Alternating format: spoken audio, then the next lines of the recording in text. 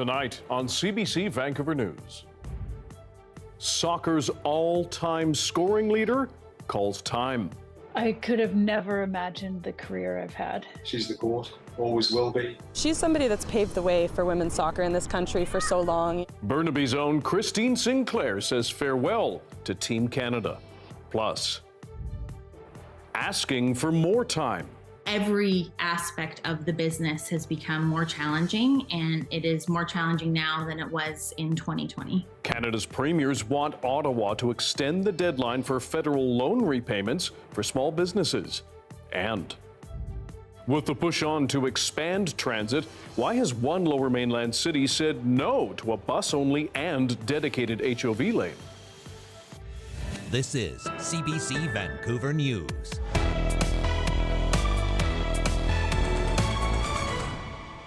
Good evening, I'm Dan Burritt. Thanks for joining us. She's the pride of Burnaby and Canadian soccer.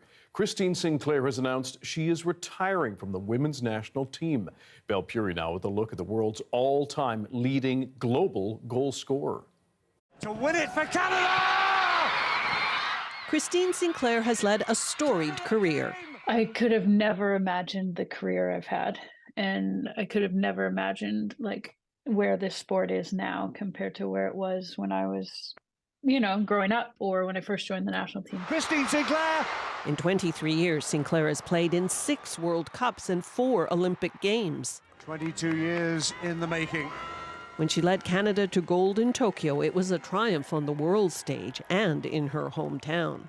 And I just thought that was perfect. I mean, she just means so much to Burnaby and to Canada. Christine Sinclair was always our favorite player because she was always scoring all the goals. She just broke the record! Goal number 185 landed Sinclair in the history books. Since then, there have been 5 more for a total of 190 in 327 games. More goals than any player in international football, men's or women's. She's the GOAT, always will be. I can't see another one going to surpass it. Sinclair's legacy, though, is about much more than scoring. She's ignited a passion for women's soccer in Canada. She's somebody that's paved the way for women's soccer in this country for so long, inspiring us to continue to push, a professional league and a pathway for the women's side. Sinclair will leave Canada's team, but not the game. She'll continue to play professionally with the American Portland Thorns, and before the end of the year, she'll hit the Canadian pitch for a number of farewell games. Honestly, you can't play forever, and this seems like a good time to be done. Belle Puri, CBC News, Vancouver. We have a heads up for commuters in Vancouver tonight. Police have closed Main Street to northbound traffic between Terminal and Pryor because a building may collapse. A reporter on scene, our CBC's Liam Britton, says bricks fell off the top of an abandoned building between Pryor and National. Those bricks fell into the sidewalk and a smoking bench used by a nearby SRO and the American pub. Thankfully, no one has been hurt and no one is inside the building, but an inspector has declared it dangerous. So they're bringing in excavators and planning to tear it down in a few hours. Again, Main Street between Pryor and Main Street between Terminal and Pryor will be closed to northbound traffic for what police call many hours because of a potential building collapse. And we'll bring you any other updates later in the show. As Canadian businesses dealing with rising costs and a sluggish economy, the deadline for repaying federal loans granted during the depths of the pandemic still looms. But as Michelle Gomez tells us, Premier David Eby and other provincial leaders are now asking Ottawa to extend that repayment plan. The Canadian Emergency Business Account offered interest-free loans of up to $60,000 to small businesses during the pandemic. Up to $20,000 of that would be forgiven if the rest was repaid by this December. That deadline was recently moved to mid-January, but all Canadian premiers have sent a letter asking the deadline be extended for another year to give businesses a chance to recover. To make sure that having to repay those back doesn't sink businesses, to give them a little bit more time during this stressful period to be able to do that. Fiona Famulak from the BC Chamber of Commerce says many businesses that just made it through the pandemic are now dealing with rising costs. In my conversations with businesses, there is certainly a lot of struggle going on. Many of them have not seen their revenues return to pre-pandemic levels. When I first opened this, Megan Johns owns a small shop in Victoria. She is scrambling to pay back her loan and hopes to see the deadline extended. Margins are getting smaller and smaller and smaller due to the rising costs across the board. Every aspect of the business has become more challenging, and it is more challenging now than it was in 2020. And for some, this extra time could be crucial to staying in business. Ironically, it's the loss of the forgivable portion that could be the difference between an organization succeeding and an organization going bankrupt. Roughly 900,000 businesses across Canada received this loan, and only a fifth had repaid in full by the end of June. Michelle Gomez, CBC News, Vancouver. Ottawa has announced almost $10 million to help innovate BC in its mission to help cut carbon emissions. And the integrated marketplace provides a platform for BC technology companies to test and operationalize new innovations that address real-world business challenges. Sajjan says the program will build a network of industry partners focused on identifying climate challenges. They'll work together to develop and implement solutions and services that help organizations cut their carbon footprint while also staying competitive and improving health and safety. Staff at 2 long-term care homes went on strike today. It happened at Good Samaritan Care Centres in Delta and Salmon Arm. Workers have been bargaining with their employer for more than 2 years now. The Hospital Workers Union says the not-for-profit has delayed and canceled bargaining meetings. Staff walked off the job for 6 hours, as is the limit for essential service workers. They're demanding improvements to benefits, sick leave, and more. Members are tired. We just got through COVID. They're exhausted. They work long hours. They are short-staffed, and they want to be respected and have a reasonable deal. The union, the Hospital Employees Union, I should say, says 50% of care aides are planning to leave healthcare in the next 2 years. Good Samaritan Society says it can't comment on the specifics of talks, but says it's in contact with health authorities to ensure essential care is delivered during the strike. The organization runs 7 long-term care homes across the province.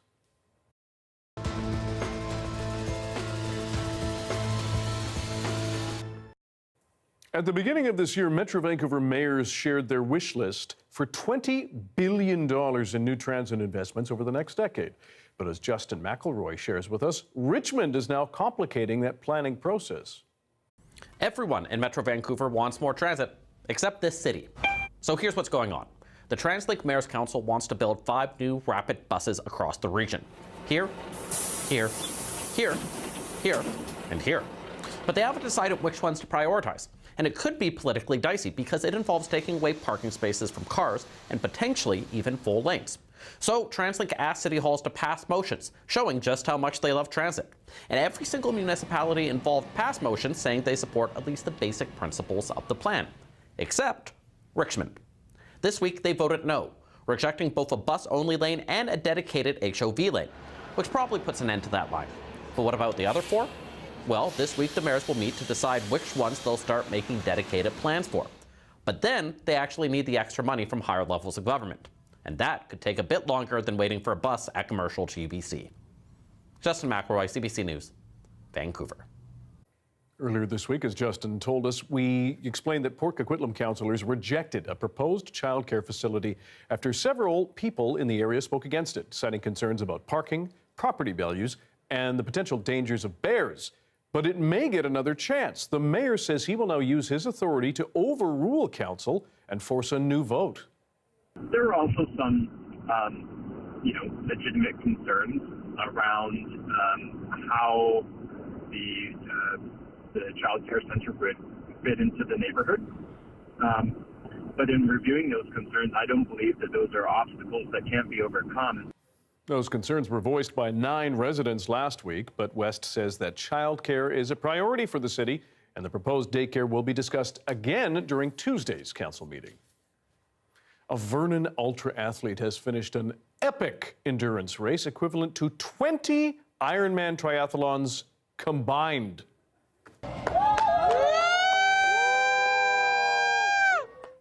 Shanda Hill finished the Deca Ultra Tri Mexico last night. making her the first person on Earth to complete 3 double-decker events, as they're known. One of them, just a week ago, in Switzerland. When things challenge you, whether you're going to throw in the towel or whether you're going to continue going, and I think that's the greatest part of this race, you know, is just you're always learning continually. Each double-decker event requires athletes to swim, bike, and run more than 4,500 kilometers in 26 days.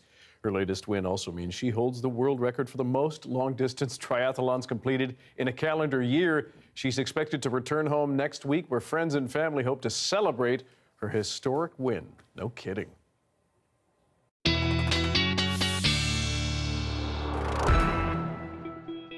Darius Madavi is here to tell us what the weather's going to be as we head into the weekend, sir. Yes, and we've dried up on the coast by now. This is the last 24 hours. You can see not really much more rain streaming into this part of the province. A couple scattered showers popping up. But as we look ahead to the next 48 hours, you see the north is what gets the big news now. As that cold front pours down, we start to see a lot of snow build up for really the entire northernmost sections of the province. A little bit of rain streaming into some of the parts of the south is possible, but these are really scattered showers. Most places, if they do pop up, it won't be more than a drizzle. And for the most part, we're looking pretty clear here on the coast. So as we head into tonight, be ready for the first dry one in a while. Last night, we got maybe a little bit of a drizzle, but tonight we're looking pretty much just dry. A little bit of cloud hanging around tonight, but that's really it. But look ahead, later this hour we'll talk about the lows that we're getting into later this weekend, and they are getting quite chilly. Okay, thanks. Thanks, Dan. Her goals and her accolades are many. Christine Sinclair has announced today her retirement from Canada's national women's soccer team. After the break, we look at her legacy and what's next for the team.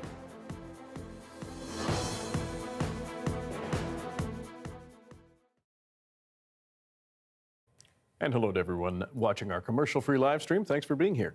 Some firefighters in rural PEI say they are helping fill the gaps in healthcare services, spending more of their time on medical calls. And as Wayne Thibodeau reports, it's putting a strain on them and local resources.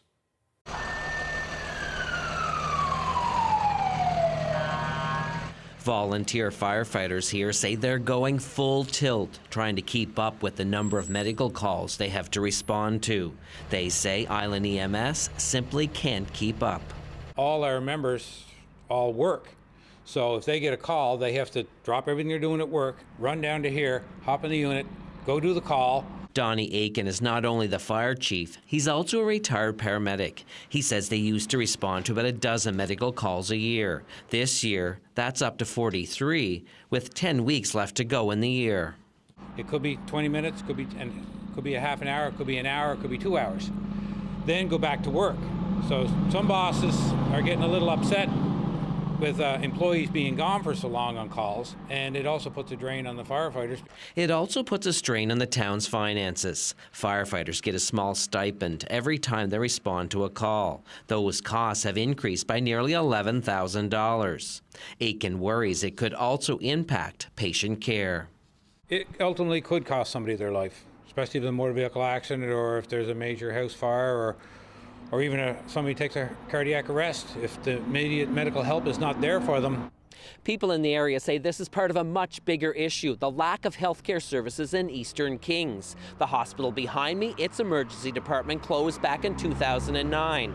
Hours have been cut back at the nearest emergency room in Montague, and there are no walk-in clinics in town. We have to wait hours to get ambulances. We have to wait weeks to get appointments with doctors. Trying to get like a test for anything is almost impossible. I have to get on a bus at 6:15 in the morning and take a day off of work to go into a walk-in clinic. Healthcare here is horrible. The town's mayor agrees. She's written a letter to the provincial health minister outlining her deep concerns about the lack of healthcare services. Joanne Dunphy says it is putting more pressure on paramedics and her firefighters. We're concerned that we have no emergency here since 2009. And now that Three Rivers has their emergency closed on the weekends and usually after 8 or 9 in the evenings, we have to go to Charlottetown or Summerside, and it's not good for our residents, it's not good for Town of Surrey residents or Eastern Kings. The local MLA wants emergency services restored in Montague and for Island EMS to put more paramedics and trucks on the road. That will keep the ambulance in Surrey more often and reduce the need for firefighters to respond to these calls where the ambulance is out of the area. Island EMS says it determines the level of urgency for all calls and ensures ambulances are deployed as quickly as possible. It says its average response time is 13 minutes. Wayne Thibodeau, CBC News, Surrey.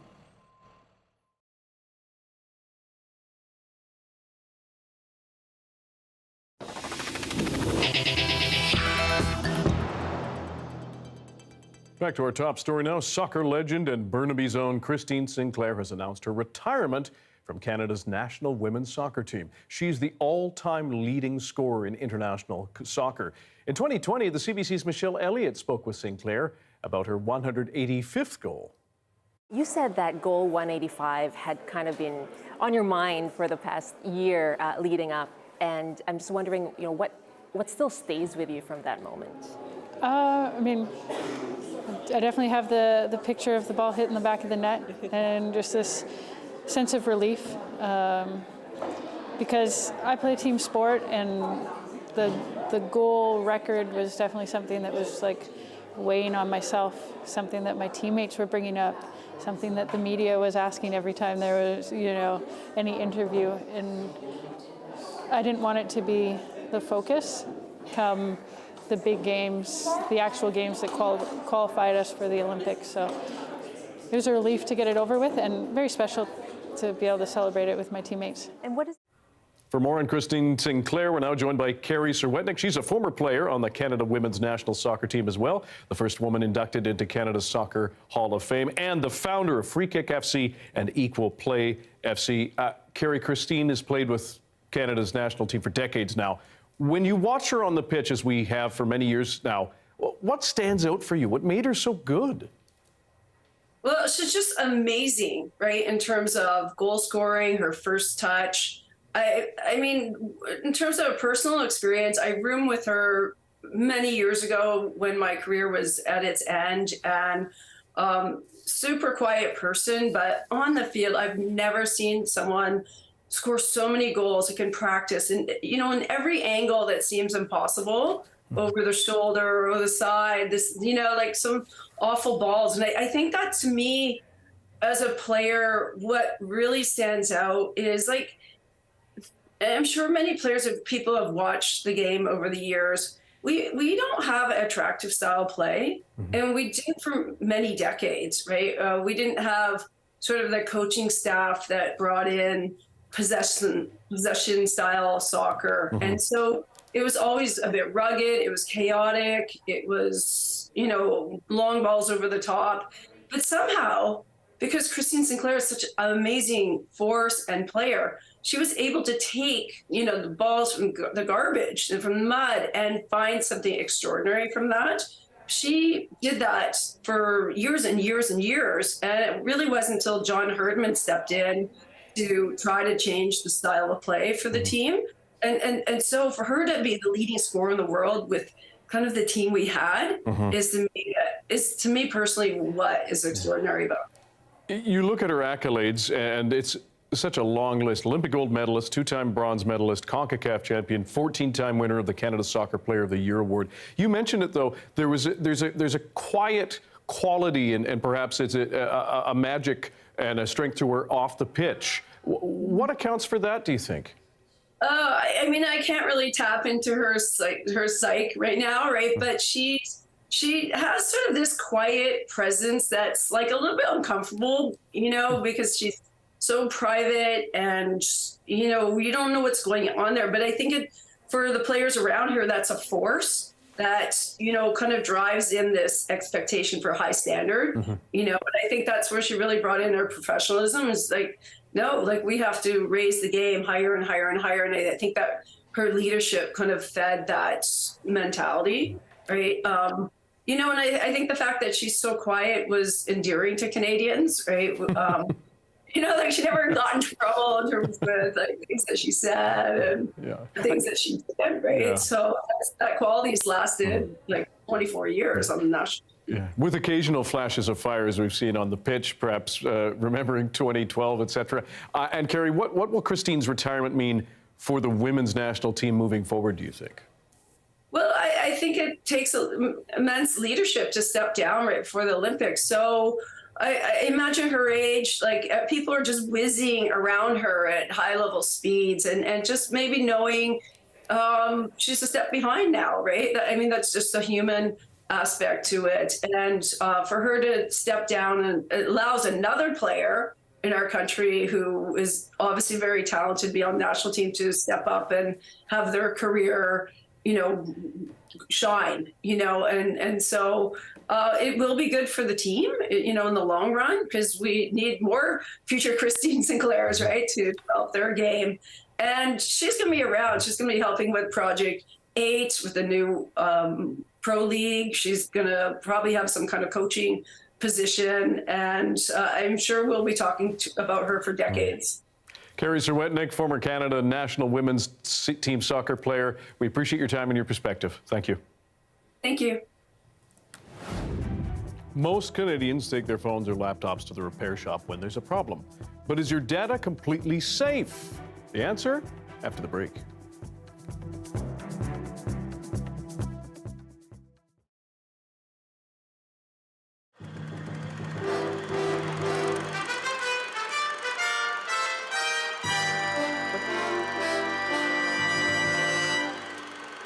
It's come to our attention that people develop driving idiosyncrasies, not only as individuals, but apparently as regions and cities. Now, having been born and raised in Vancouver, I thought everybody drove the way we did. But from people who have moved to Vancouver from large cities east of the Rockies, they tell me that the habit at intersections is to sit hunched over the wheel, get all set, watch the light, and go for the very first, second, or possibly even before the green light.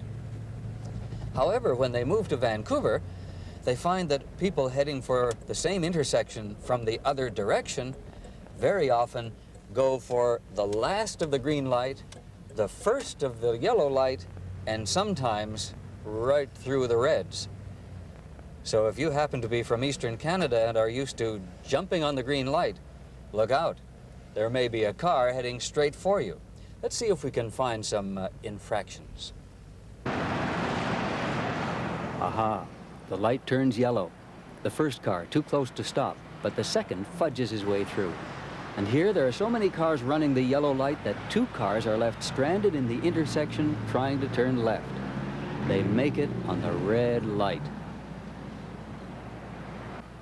This light turns yellow, then we see not 1, not 2, but 3 cars coming through. Now, we didn't stage this next shot, but guess who drives leisurely through the red light? Watch the CBC car on the right. At the same intersection, minutes later, 1 car through the yellow, not bad, but what about this one through the red? You think this syndrome only involves cars? Just watch the bike rider on the left. Through the yellow, the red, onward he pedals. So as you're hurrying through the next intersection, maybe through a yellow light or a red one, remember there may be a driver recently moved here from Ontario just waiting to jump out and get you.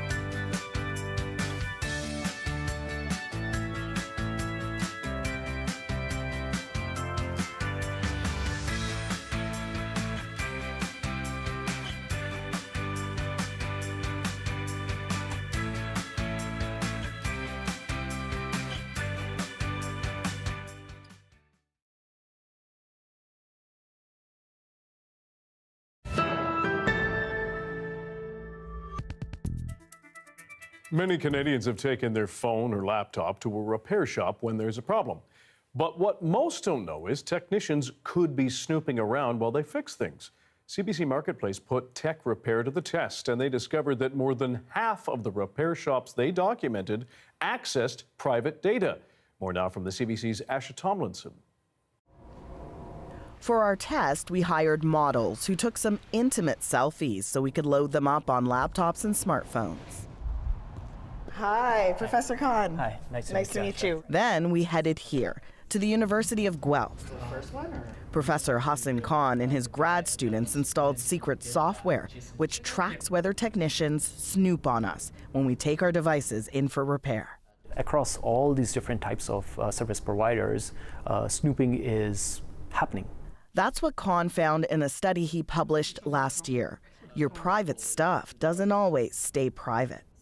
So we put that to the test. Our tech team created some problems that needed fixing. We visited more than a dozen tech repair stores, from big chains to small independent shops. You got all our devices back. Your team has been able to analyze them. The level of snooping, what are we talking about here? How bad is it? It's as bad as it gets. In total, we recorded technicians at 16 stores in our snooping test. 9 accessed our private data, which included pictures, our Facebook account, and browser history. 7 did not. It added up to more than half, 56%, who looked through our stuff. In fact, at Canada Computers, we not only caught technicians snooping, someone copied all our photos onto their own USB key. Copying data off the device, that's same as stealing somebody's data. We shared our findings with Ontario's former privacy commissioner. On what planet is this permissible? This is appalling. We have to put a stop to it. In a statement, Canada Computers tells us one employee has now been disciplined, and because of our investigation, all technicians have been given a refresher course on how to protect personal info. Asha Tomlinson, CBC News, Toronto. Earlier this year, Canadians learned the RCMP was investigating reports of secret Chinese police stations operating in Canada. Now the Fifth Estate is looking into how Canadian law enforcement is actively helping China hunt down purported fugitives. Bob McEwen has the story. In 2015, China released a list of 100 fugitives wanted for corruption and economic crimes. 26 were believed to be in Canada. We've been successful in cases involving Chinese accusations in getting the evidence thrown out because it was the product of torture. But despite allegations of mistreatment, for years, Canada has effectively been a Chinese partner in that global manhunt. I certainly was aware of Chinese police officers acting in Canada and making threats against clients, for sure. Incredibly, even today, Canada's federal government is still cooperating with China. The CBSA continues to prosecute these cases without really acknowledging in any way, shape, or form that they're dealing with a regime that is so disrespectful of the basic human rights norms. According to immigration lawyer Lauren Waldman, even as Canadian authorities are trying to send his fugitive clients back to China, Canada's spy agency, CSIS, is gathering information on how the Chinese police are coercing them. CSIS has interviewed either relatives of clients or clients directly, asking them if they have been threatened or harassed by Chinese agents in China, and some of these were people that CBSA was actively trying to send back to China. CSIS Director David Vigneault has been publicly critical of China's fugitive hunt. Known as Operation Fox Hunt, which claims to target corruption, but is also believed to have been used to target and quiet dissidents to the regime. Both CSIS and the CBSA declined to be interviewed, and the Chinese embassy in Ottawa did not respond to our request to comment on this story. Bob McEwen, CBC News, Toronto.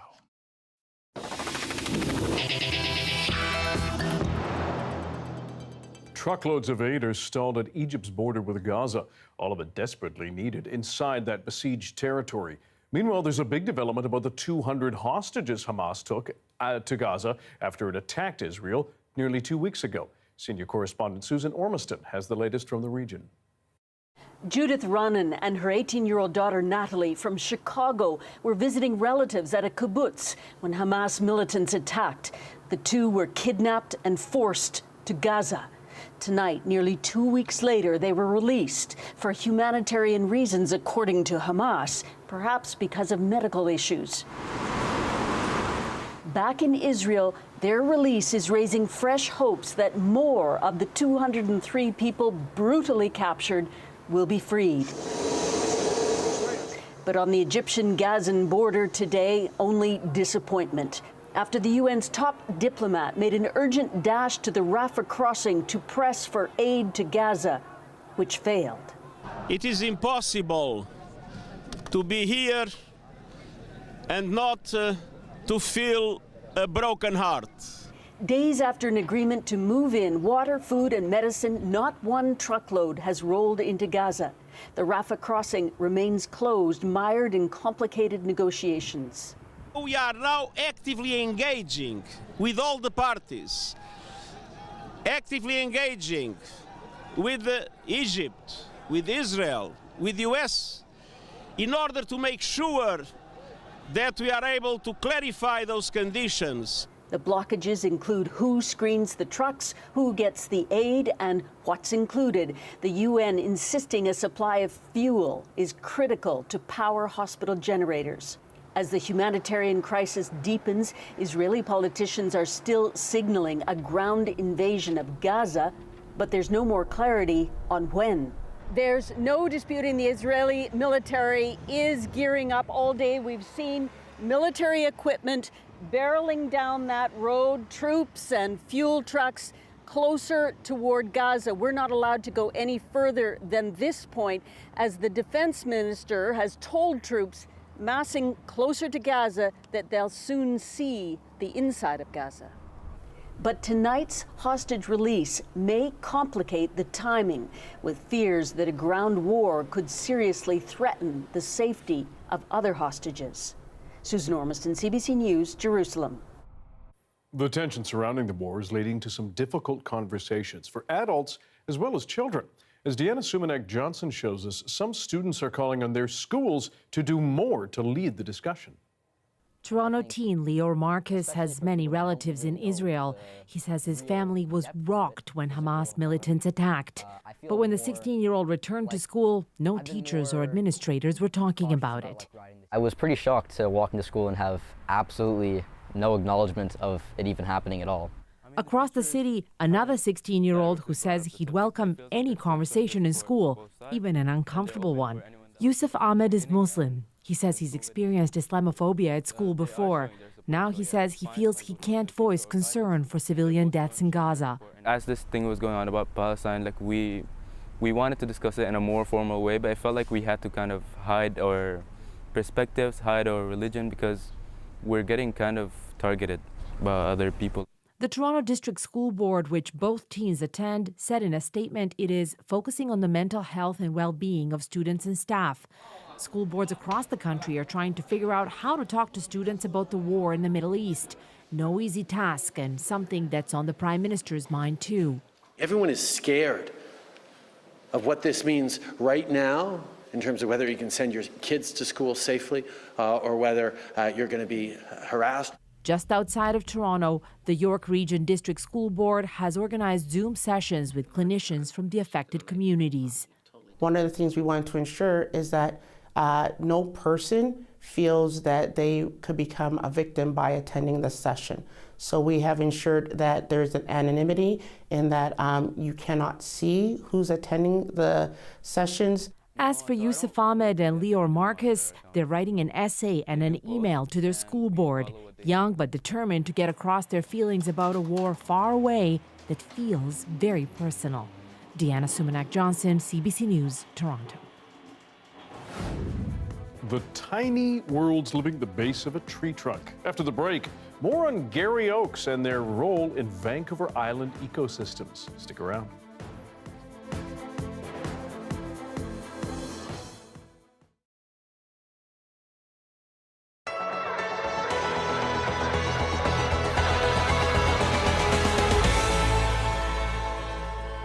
This person is obviously keeping track of the blowhole. This pilot whale has been stuck for a while. Rescuers are doing their best to get it back to sea. So you're going to roll the animal that way.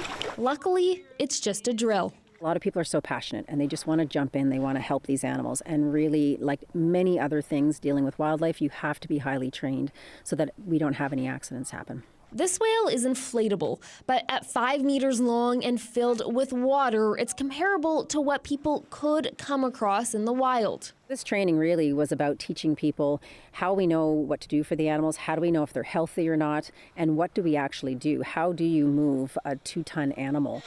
She says those yellow pontoons are a game changer. It gets the whale floating so people can move it around. The Department of Fisheries and Oceans, Parks Canada, and the Atlantic Veterinary College are all here. Some have had similar training before and know how important it can be. DFO says officers responded to roughly 30 cases of stranded marine life in the Gulf region just last year. Normally it's quite chaotic, but our fishery officers are amazing. They're well trained. Practice makes perfect, right? So we do this training so that we know like what's in our kits. We take our kits apart at back at our detachments to make sure that they're properly prepared. Laura Borg has seen hundreds of dead marine animals. She investigates how they died. Sometimes, though, the animal is still alive when she gets on scene and says drills like this will help prepare her for the next time that happens. I will certainly feel a lot more confident in my ability to deal with live stranded whales and dolphins, and I will hope to practice that in the future if an event happens that I have to help out with. That was the goal here today. Teach some new techniques and iron out any kinks. So when the time comes to help, everyone is ready. Chien Desjardins, CBC News, Dalvey by the Sea. Not necessarily both strapped in, but at least one.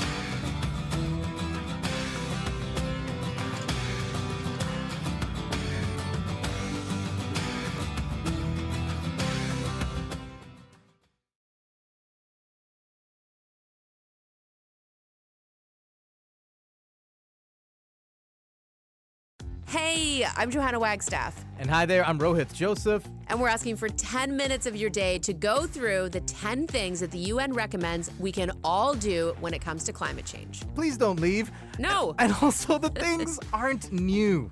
We are just wired to not do them. We promise you to help you figure out your brains, and you and your people can make better choices to combat climate change. 10 Minutes to Save the Planet is available now on CBC Listen and everywhere you get your podcasts. The Garry Oak tree is an iconic arbor that keeps a toehold in Canada, growing on Vancouver Island and the Gulf Islands. And below its giant canopy grows a very unique, rare ecosystem.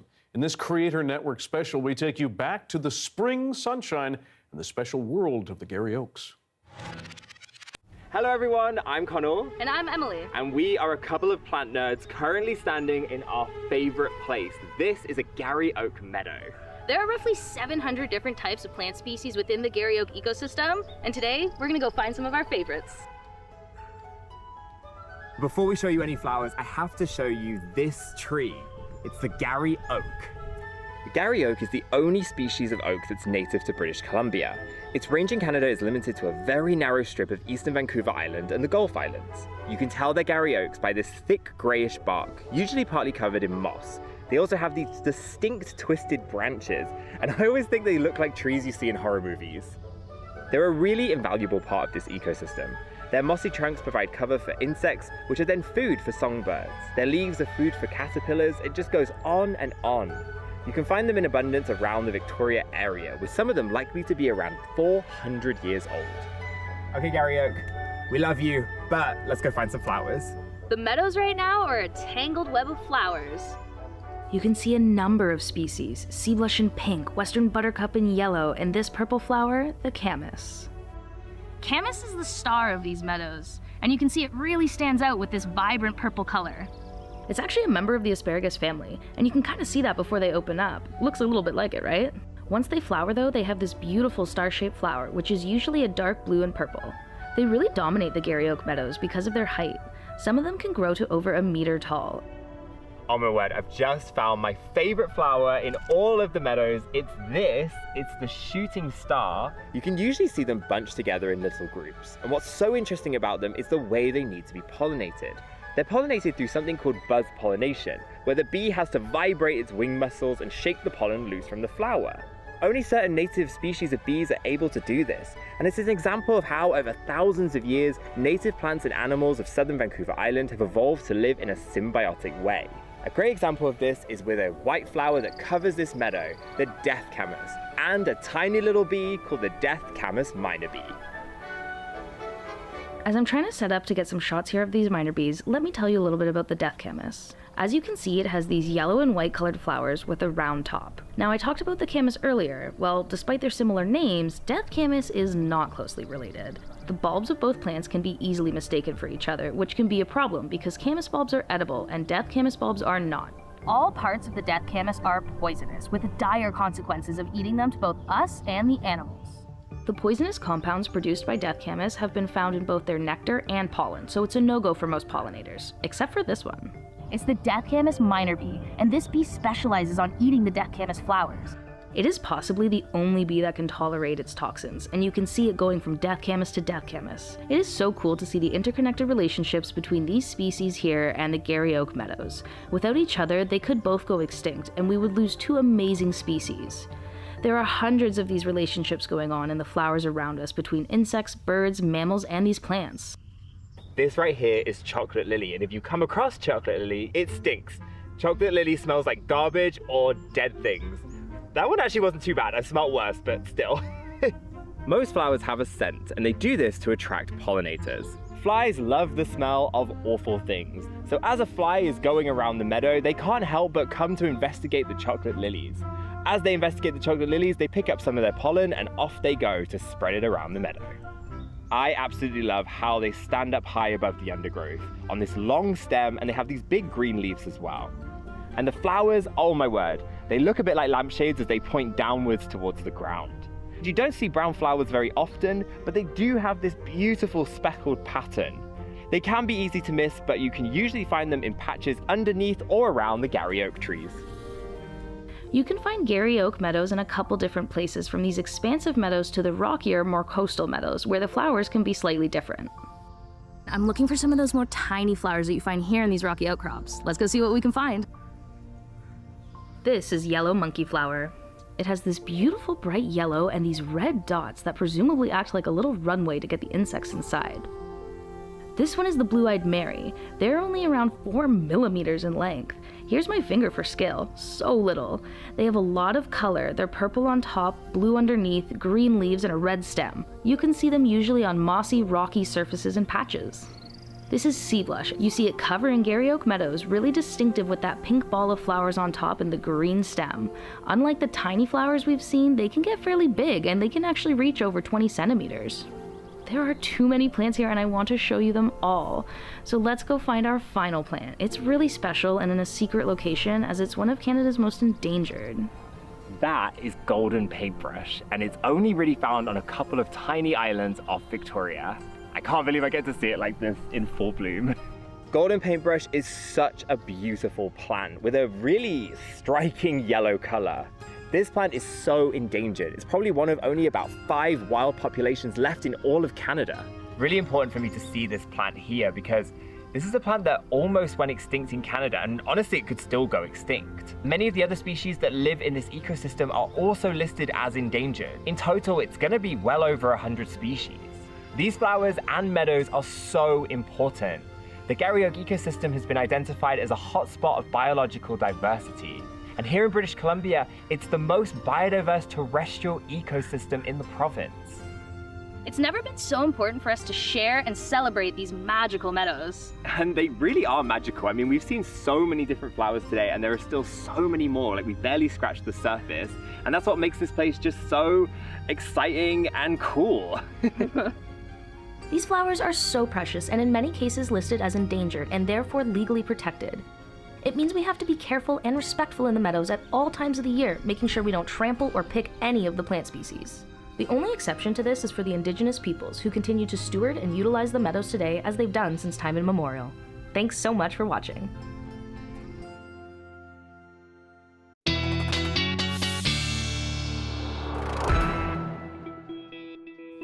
Time for a province-wide full weather forecast with science and climate specialist Darius Madavi as we head into a weekend after a week with a lot of rain. Yes, definitely nice to have a more benign weekend after what was an exciting week here on the coast. Again, as we talked about earlier, most of the news this weekend is going to be the snow coming into the north. In the south, we really just have a lot of cloud. We've got a stationary front that's sitting here, so that's what might bring us some scattered showers in some places, but the cloud clears up by the end of the weekend, so by Sunday we should have a more sunny day at least, and then those scattered showers that might pop up here, we took a look at that. But really, there's not much to speak of except for that cold front, which we can really see when we look at this map of temperatures. You can see by tomorrow it's spread throughout the north, and then by Sunday it comes further down, further south, and then by Monday, much of the northern part of the province has cooled down. Now, this cold front might keep spreading into the beginning of next week by Tuesday, but this might be as far south as it comes. Temperatures here are interesting to talk about because although the rain on the coast did get most of the attention this week, we actually broke some temperature records in some parts of the southern interior, like Kamloops yesterday. Not by much, but temperatures in the 20s are quite unusual for this time of year. So important to acknowledge that as well. So not just rainfall records broken this week, but temperature ones in the interior as well. Now, as we look into tonight, you can see those flurries starting already in Dease Lake, going to spread to other places like Fort St. John by tomorrow. And then for the rest of the province, we've just got that cloud from that stationary front clearing up in the more central parts of the province as we head into the weekend, where we start to see more and more sun. By Sunday, central parts of the province seeing very sunny skies, including the coast, the clouds sticking around a little bit longer in the south. And that's what we see here in Vancouver. We've got really cloudy skies ahead, but then clearing up by the end of the weekend into the beginning of next week for a little bit of sun mixed in there too. And here are these lows that we talked about, dipping way closer to zero. So that's sort of the impact we're expecting to see here. Okay, now it is Friday, and Friday, you usually have a fun fact for us. I have a good one today. And as opposed to all the other duds. Yeah, there's bad ones. It has a graphic. So this is the Earth. And look at all Okay, thanks for clearing that up. Yeah, I was worried you thought it was Mars.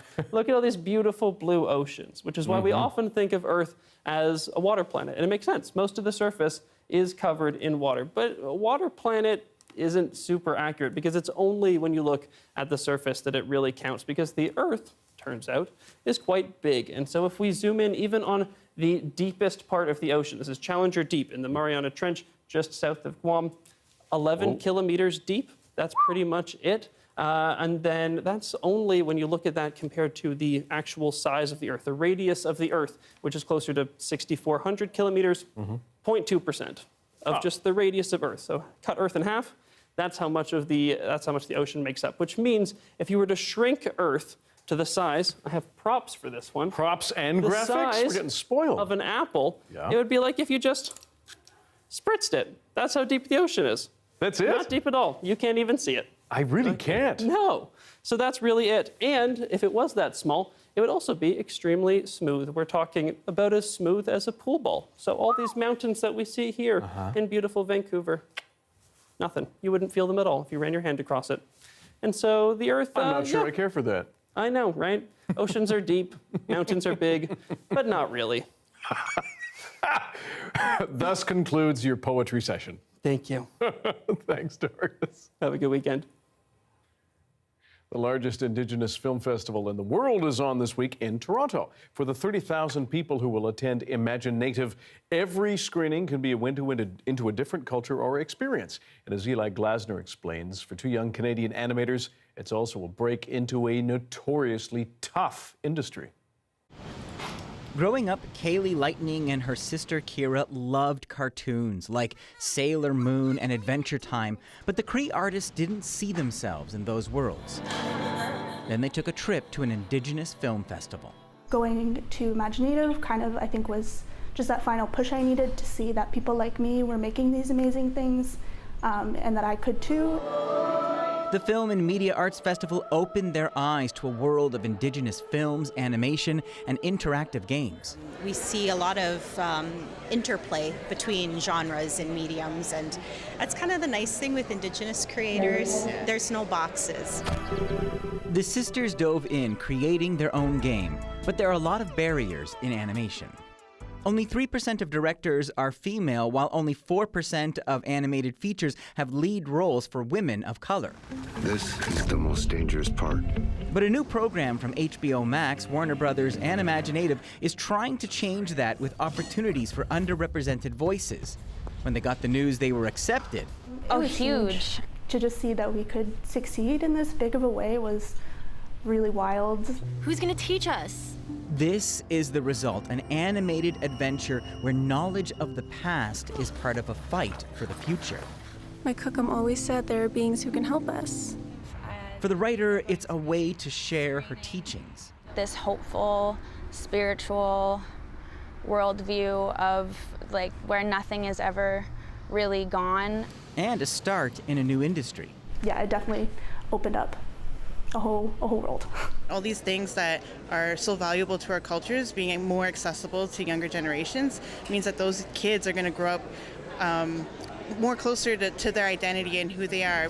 The Lightning Sisters film screens this Saturday in Toronto. Eli Glasner, CBC News, Toronto. Colder weather, rainy evenings, signs that we're heading for cuffing season. What is that? We'll tell you after this.